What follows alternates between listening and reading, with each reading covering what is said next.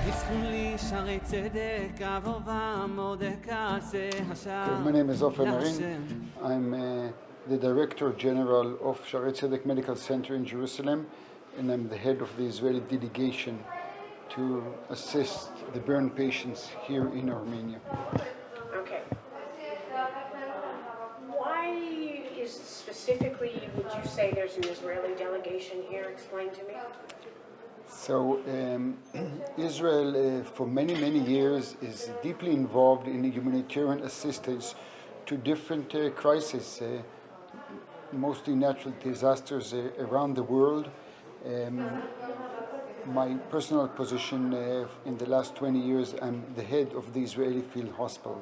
So like many other countries, Israel is giving humanitarian assistance for needs of country in times of crisis. In this specific event that we are speaking, I think this is one of the most dreadful events that countries are concerned, that we have such a huge amount of burn patients. In this instant, a bit over a week ago, there was a large explosion in a gas station in one of the parts of Armenia with hundreds of people that were injured, all of them severely wounded patients from burn. So the WHO just a few days ago came up with a request of assistance to Armenia, to Yerevan, to the capital of Armenia. So they gave a request to different countries. And I'm proud from my side to say that Israel was one of the first countries to respond. So on the same day that we got the request, Israel was able to send two plastic surgeons. Within a few hours after the request, we were able to send two plastic surgeons here to Yerevan. They came early morning this Sunday, and really just a few hours after they arrived here to Yerevan, they called us back in Israel and says, well, Armenia needs much more than just two specialists that will come and try and give some advice. And they made contact with the WHO, and we all had an understanding that they need working people here, that they need people to assist Armenia to operate on these burn patients. Israel recruited very quickly two teams from two hospitals in Israel, from Soroka in the south of Israel and from Shaare Zedek in Jerusalem. And we are currently operating in two facilities, in two medical facilities. We're speaking now, we're in the formal burn center of Yerevan, of Armenia, in a hospital nearby, in which each one of these centers we are operating in parallel to operating rooms from early morning till the evening. So we are operating in parallel 4 operating rooms in total, and assisting, working hand in hand with the local people to assist. There are currently a few hundreds of wounded patients, of burn patients. I think there are very, very few countries from around the world that can react and treat hundreds of burn patients. I mean, every country has usually just a few burn patients, and then in one instance, in one incident, they're having a few hundred patients. This is the time of mutual guarantee between countries. So countries that is facing such a devastating crisis needs assistance, and this is exactly the time of mutual assistance between countries. So Israel is proud to be one of these countries that is responding. As far as my knowledge, Israel for now is the only country that is operating here in Yerevan. And just from my own knowledge, how many members are on your team right now? How many team members do you have here on the ground? We have 14 team members split into 2 teams. Each team has a plastic surgeon, has anesthesia people, has pain management people, and nurses. So these people that even just changing their dressing involves a lot of pain. So we brought to each one of these facilities a senior pain management personnel that will assist even just to alleviate pain in these patients. This is obviously something very important. Burn patients are patients that need treatment for weeks.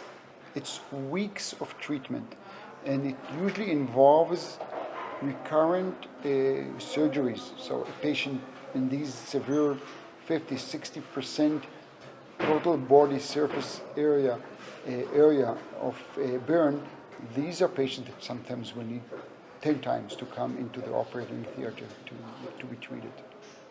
And what's the, like, your team, what's your priority? In this sort of mass casualty, it's a disastrous situation. What are you prioritizing when you come into a situation like this? So it's a good question. I want to say I personally have quite a bit of experience in deploying to disasters around the world. There's a big difference if you deploy as a standalone unit. So you come, you deploy your unit, you set up your tents and start to operate, and then you prioritize. And usually the main concern, the main way that you prioritize patients is to try and pinpoint the patient that you think you're going to assist them the most.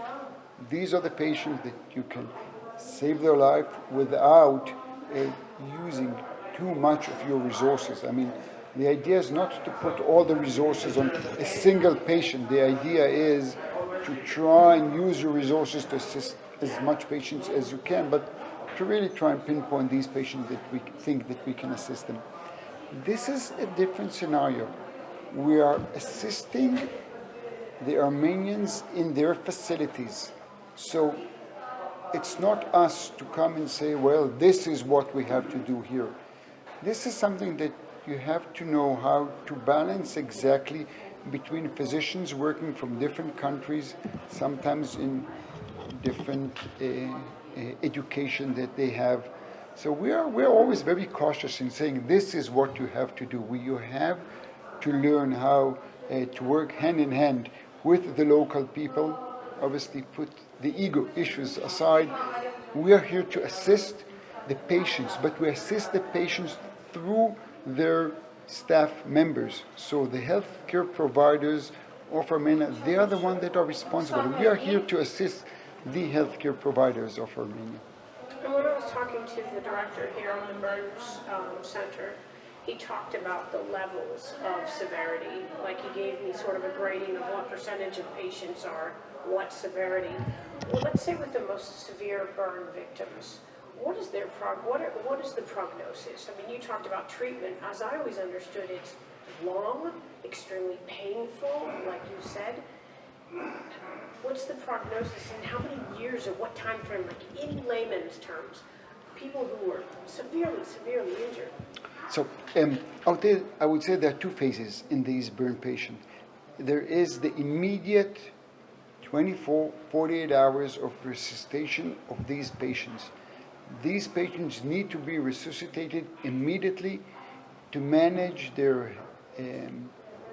hemodynamic situation, the fluid balance, because these are patients with 50, 60, 70% of total body surface area of burns. They need to be treated immediately. I wasn't here, obviously, in these first 2 days, but from the way I see the patients now, I think the Armenian did a great job. So within their resources, they did quite a nice job, because we are here a week after this explosion, and we see that these patients were treated well. So first of all, I want to give credit to our fellow Armenians.